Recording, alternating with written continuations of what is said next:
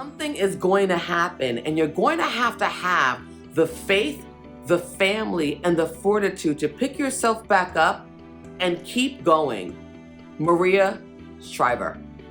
What's going on? It's your girl Rainey from Blessings and Gems, and today we continue our important conversation around worthiness.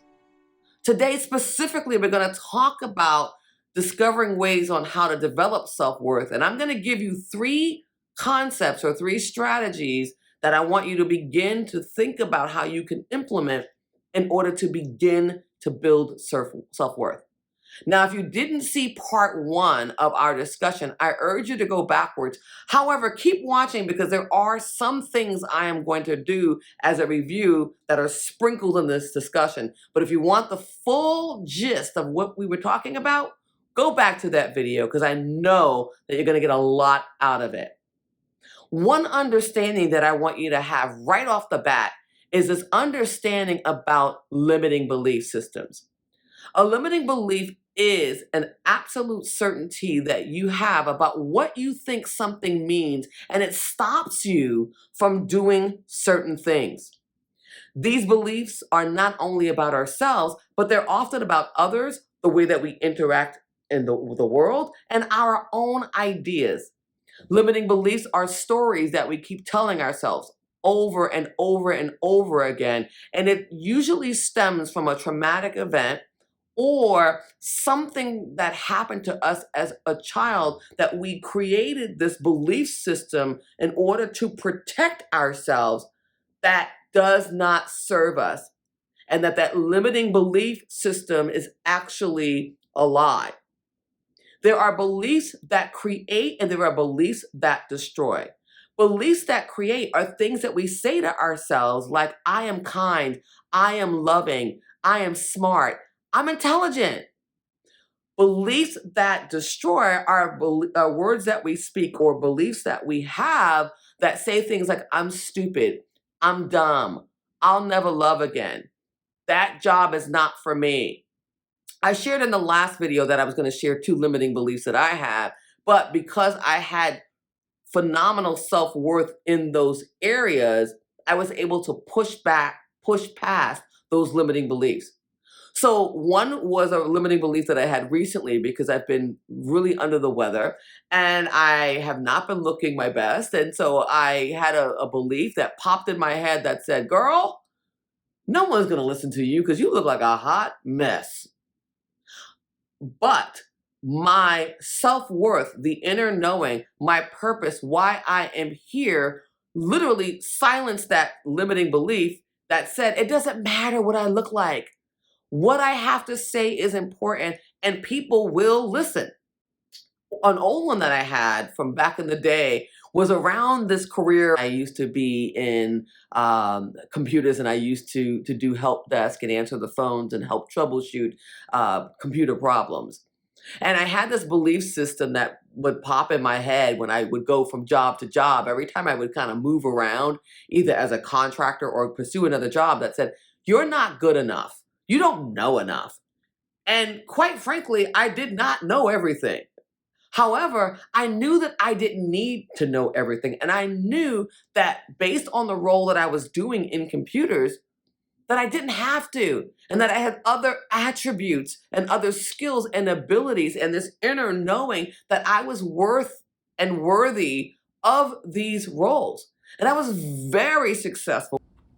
So when we have limiting beliefs, and this is, again, we're doing just a quick review because this is really important before I get into the 3 steps. So stay with me, okay? Limiting beliefs either have us stay stuck. I know so many people who are stuck. They can't move. They've been stuck there for years because they have these limiting belief systems. And so if you find that, for example, you procrastinate, that you're just feeling a little lazy and tired all the time, that you involve yourself in escapism activities, and I'm not going to name any, but you know what they are, things that you just kind of get yourself into to kind of just take yourself away, but you're actually not producing any fruit or being productive. Maybe you find yourself constantly sabotaging relationships, whether those are friendships or, relationships that involve love and partnership.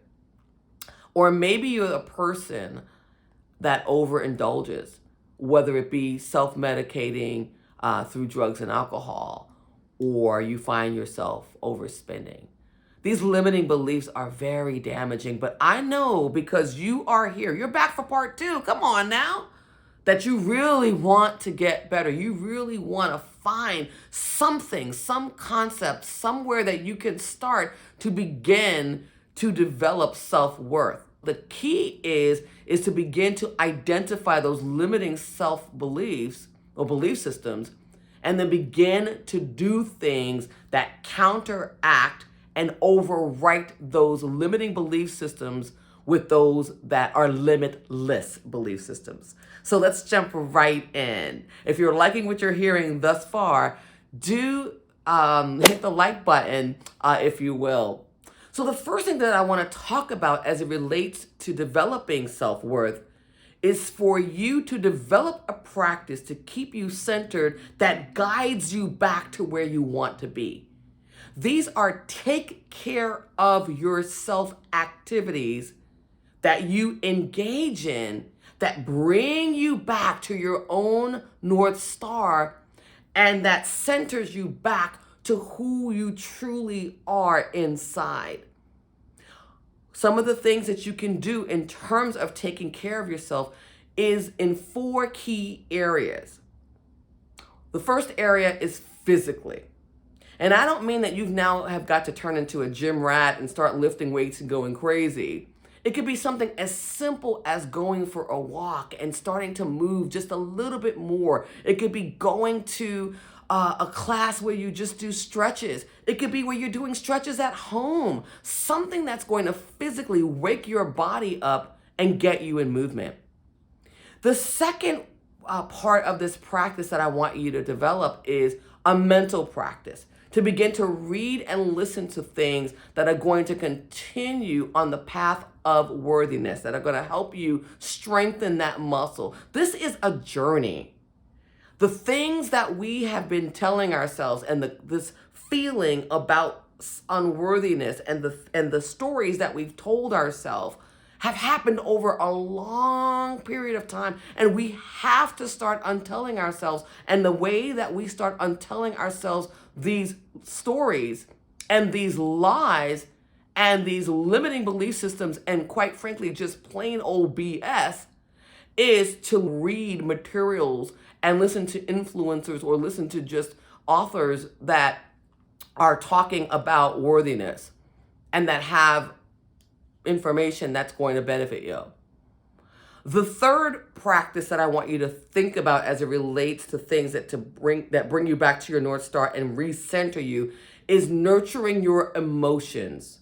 Spending time with friends that nurture your emotions, not trigger you, not set you off, not make you feel down because they're telling you their stories over and over and over again, the same old stories, the same old things. They're talking about the news, they're talking about all these things that just suck you dry and just take the life out of you. You want to begin to be around people that nurture your emotions.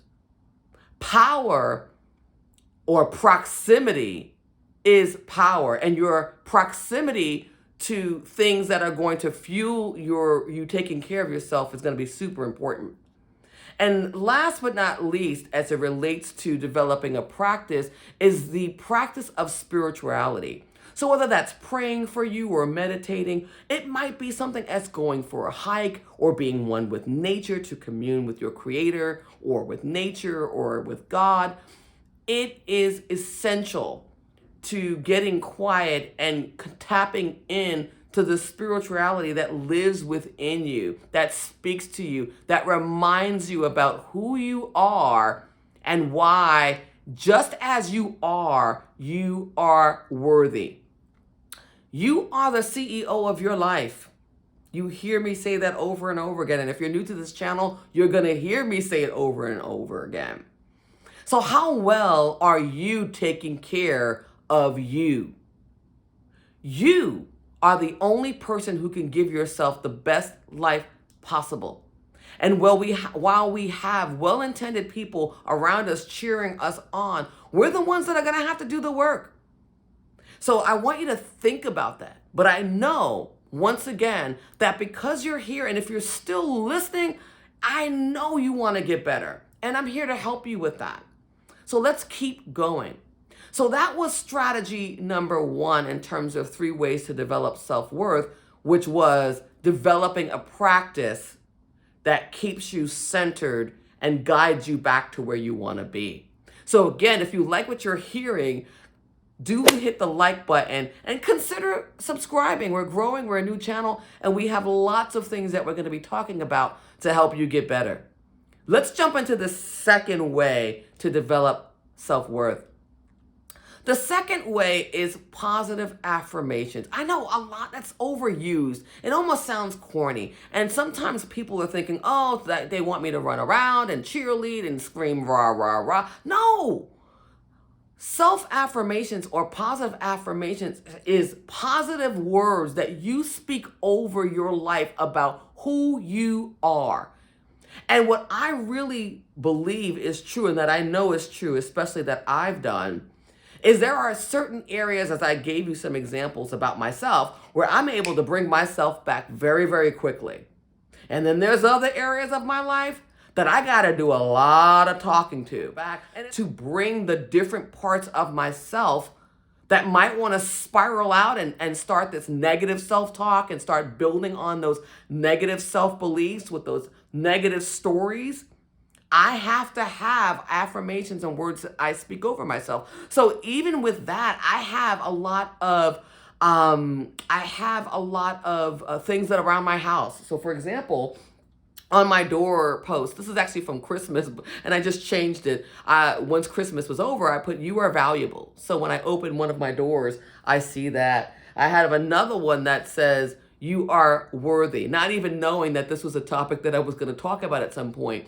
These are just things that I have around the house. I have stickers, I have Post-it notes, and there are certain things that I have that constantly remind me all day long that I am worthy. I am worthy just because I am here today, this present day. God, the universe, or whoever you define as your creator, has put me here in this year, 2024, to be able to sit here and talk to you. There's a purpose that I have. So it's important that you remind yourself of your worthiness. So that's number 2. So the first way to develop self-worth was to develop a practice, and that was a pretty meaty one. The second thing was to begin to practice and speak positive affirmations over your life. And if you go to my channel, you'll see that I have tons of affirmations, and I'm still building more. It's not something I'm ever going to stop doing because I know the power of the spoken word. And let me also emphasize that if you are not speaking power and words over your life, positive words over your life, then who is? Who is? You're the first person that hears the words that come out of your mouth.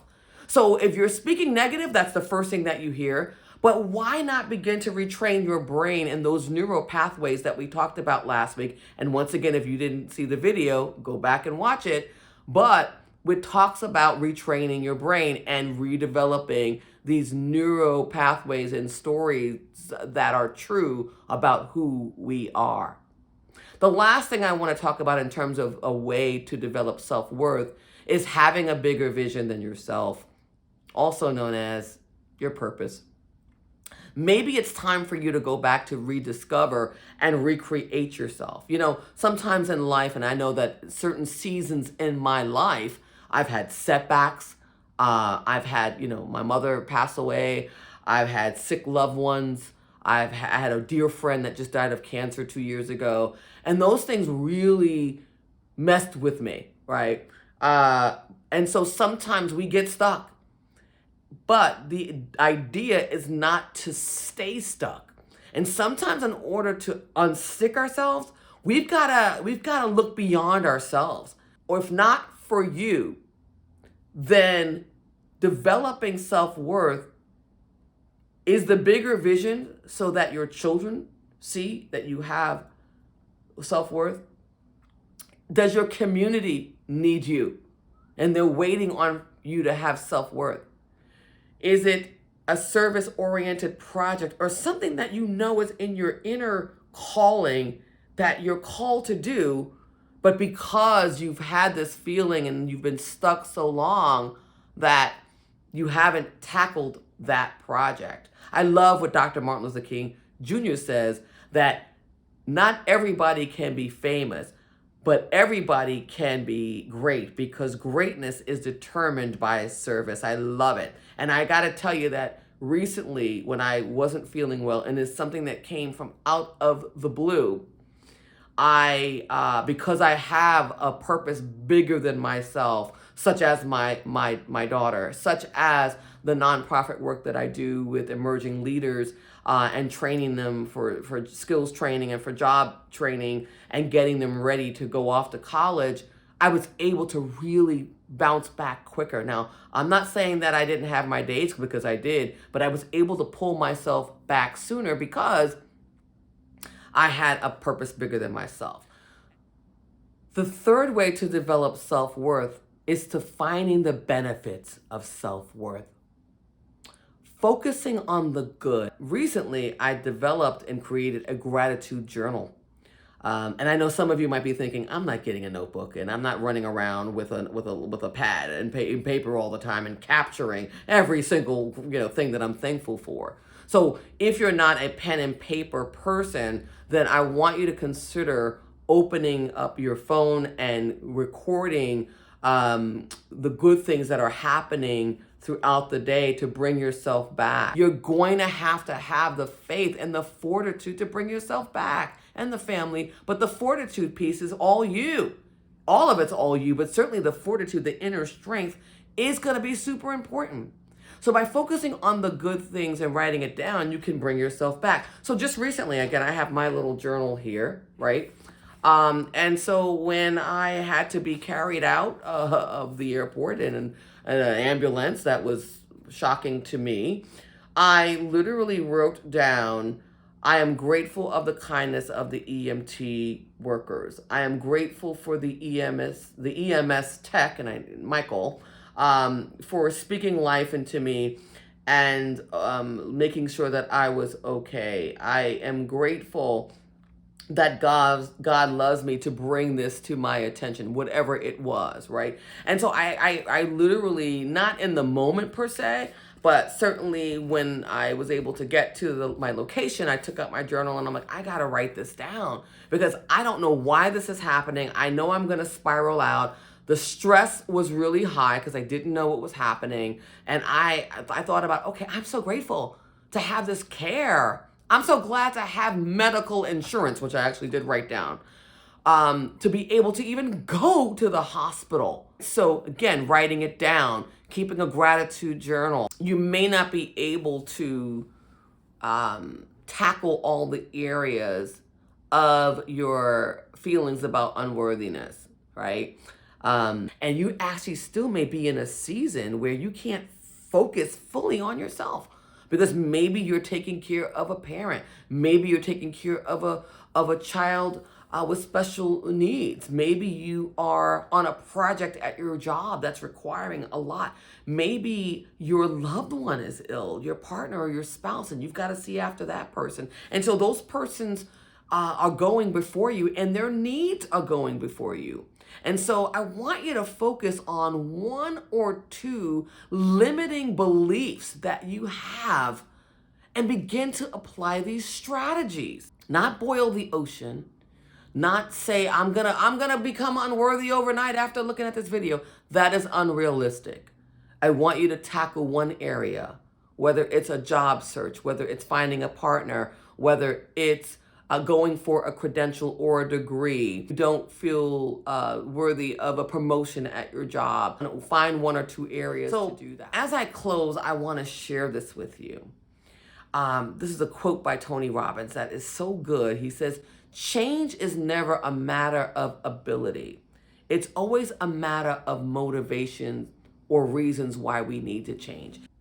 And we talked about the bigger vision or purpose that you should have for yourself in order to create that change.